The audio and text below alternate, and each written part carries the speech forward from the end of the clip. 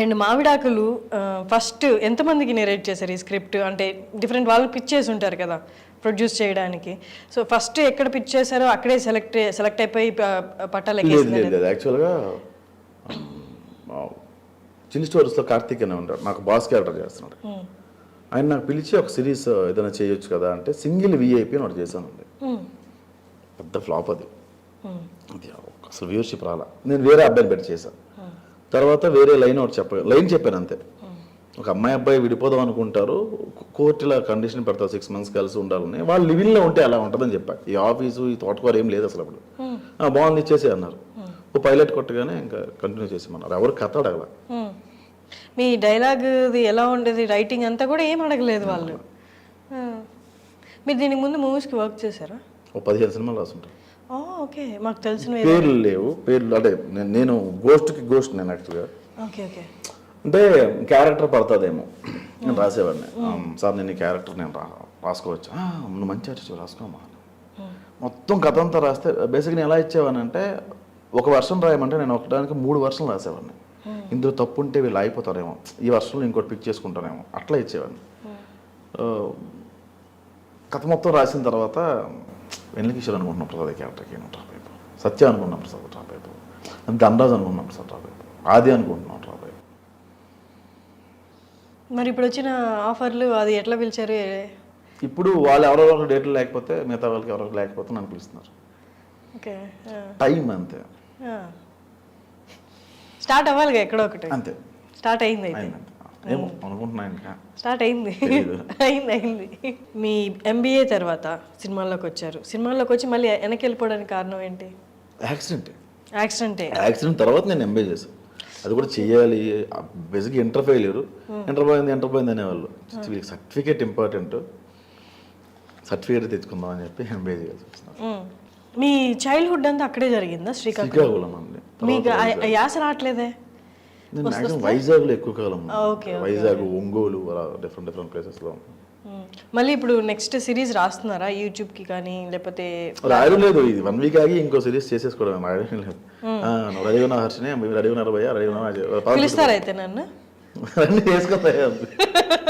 నిజంగానే అడుగుతున్నా, పిలుస్తారా? ఎక్కడ చేస్తారు మరి? మాది ఐ డ్రీమ్ కదా. అంటే అన్నం పెట్టారు కదా తమ్ముడు వాళ్ళు. కరెక్ట్. బయట మూవీస్ చేస్తే లేదా ప్లాట్ఫామ్కి చేస్తే పిలవండి, ఐ మీన్ OTTస్కి.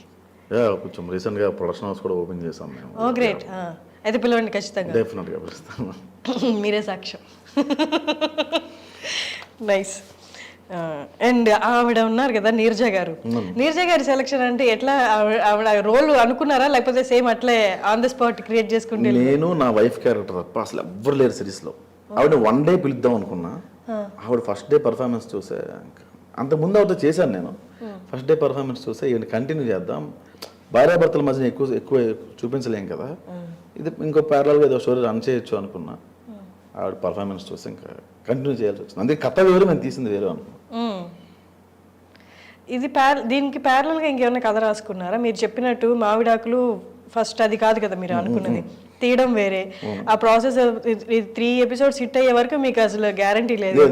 అప్పుడు ఇంకేదైనా కథ మొదలు పెట్టేశారా? లేదు, అసలు ఏం రాసుకోవాలి. లైన్ చెప్పించాను అంతే, ఏది పేపర్ మీద పెట్టాల. మావిడాకుల్లో కూడా చాలా సీన్స్ పేపర్ మీద పెట్టాల, అక్కడికి వెళ్ళి తీసుకున్నా. అంటే వీళ్ళు అల్లు రమేష్ గారు తెలుసు కదా, మా మామయ్య గారు చనిపోయారు ఆయన రీసెంట్గా. ఆయన సినిమాల్లో బిజీ, ఆయన నీరజ గారు సీరియల్స్లో బిజీ. సో వాళ్ళు వచ్చిన దాన్ని బట్టి నేను కథ రాయాలి తప్ప రాయలేని పరిస్థితి.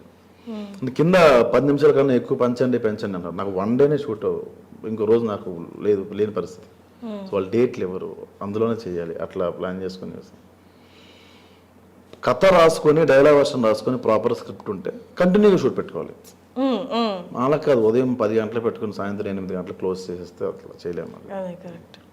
దీనికి లైన్ ప్రొడ్యూసర్ అని, లొకేషన్స్ తెచ్చేవాళ్ళని, అసిస్టెంట్ అని ఎవరు ఉండరు, అన్నీ మనమే చేసుకోవాలి. సో అందుకని ఎక్కడ ఈ ప్రాసెస్లో డౌట్ రాలేదా ఈ వర్కౌట్ అవ్వదు అని, లేకపోతే వేరే ఏదైనా ఫీల్డ్ చూసుకుంటామని? బేసిక్గా వర్కౌట్ అవుద్ది అని ఏం చేయలేదన్న. మరి ఎట్లా లైవ్లీహుడ్ అదంతా ఎట్లా? మీరు ఇదే కదా ఫుల్ టైమ్ యాక్టర్ అండ్ రైటింగే కదా, మరి ఇది వర్కౌట్ అవ్వకపోతే ఎట్లా అని ఎక్కడ భయం లేదా? అంటే అవ్వదు అని థాట్ రాలా, ఆ సెకండ్ థాట్ ఎప్పుడు లేదు. అంటే అవ్వకపోతే నెక్స్ట్ ఏంటి అని రాలా.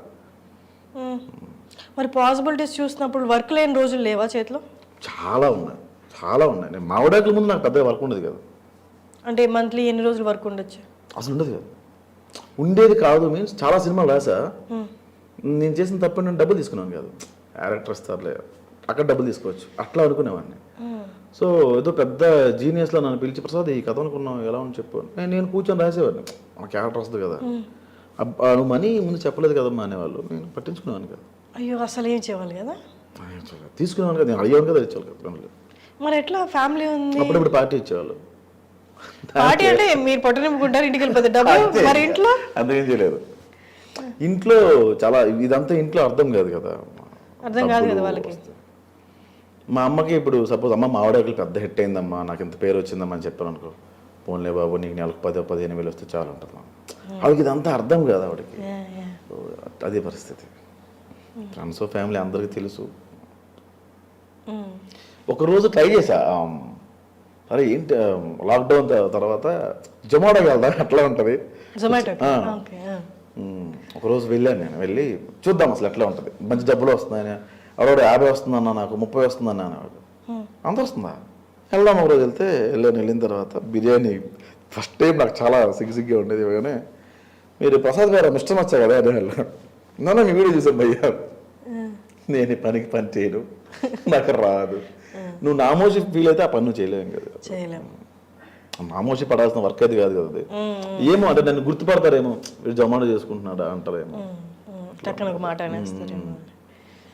మనం వచ్చిన పని ఏంటిది కాదు కదా, మనం వచ్చిన పనిలోనే ఏదో చేద్దామని. ఆ టైంలో కార్తీక్ అన్నం తమిళలో మేనేజర్ తను ఆఫర్ చేశాడు. ఓకే, మీరు ఇందాక ఒకటి చెప్పారు, అంటే మీరు ఒక స్ట్రాంగ్ ఒపీనియన్తో ఉన్నారు రిలేషన్షిప్స్ మీద, లేకపోతే లవ్ అనే దాని మీద. ఇంత స్ట్రాంగ్ ఒపీనియన్ అప్పుడు పెళ్లి సైడ్ ఎందుకు వెళ్ళారు? బురదలో కాలు పెట్టే కదా బురద తెలుస్తుంది. కానీ దానికి ముందే మీకు లవ్ ఫెయిల్యూర్స్ ఉన్నాయిగా. ఇది లవ్ మ్యారేజ్. ఓకే, ఇది నిలబడుతుంది అనుకునే చేసుకున్నారు.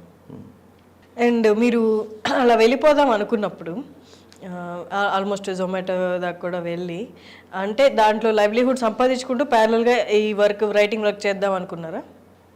ఒకరోజు జస్ట్ చూద్దాం అనుకున్నా. అంటే ఇంట్లో భార్యను పెంచారుగా, ఇంటికి మా అమ్మకి పంపించారుగా, ఎట్లా ఏం చేద్దాం. కరోనా తర్వాత వర్క్స్ లేవు. అప్పటికి చాలా డబ్బులు కొంచెం ఫ్రెండ్స్ మోసం చేసి పట్టుకెళ్ళిపోయారు. చాలా పెద్ద అమౌంట్ పట్టుకెళ్ళిపోయారు. చాలా హ్యూజ్ అమౌంట్ యాక్చువల్గా. నేను మూవీస్లో పెట్టా, మూవీస్ తీద్దామనా? నేను ఫ్లాట్ కొనుక్కుందాం దాచుకున్న డబ్బులు. అది చాలా పెద్ద అమౌంట్. అది పట్టుకెళ్ళిపోవడం, మళ్ళీ డిప్రెషన్లో వెళ్ళిపోవడం, మళ్ళీ కోపం పెరిగిపోవడం. ఎట్లా పట్టుకెళ్ళిపోవడం అంటే మళ్ళీ ఇస్తామని తీసుకుని తర్వాత యాక్చువల్గా బిజినెస్ చేసాం, మా పార్ట్నర్షిప్లో ఉండే, అది పట్టుకెళ్ళిపోయారు. అట్లా డబ్బులు మోసం చేశారు. ఏవో చెప్పారు, ఎక్కడెక్కడ వెళ్ళి ఎంజాయ్ చేస్తున్నారు వాళ్ళు, లేవురా వేరే ఫ్రెండ్స్తో వచ్చామని చెప్పేవాళ్ళు. అట్లా చాలా జరిగాయి.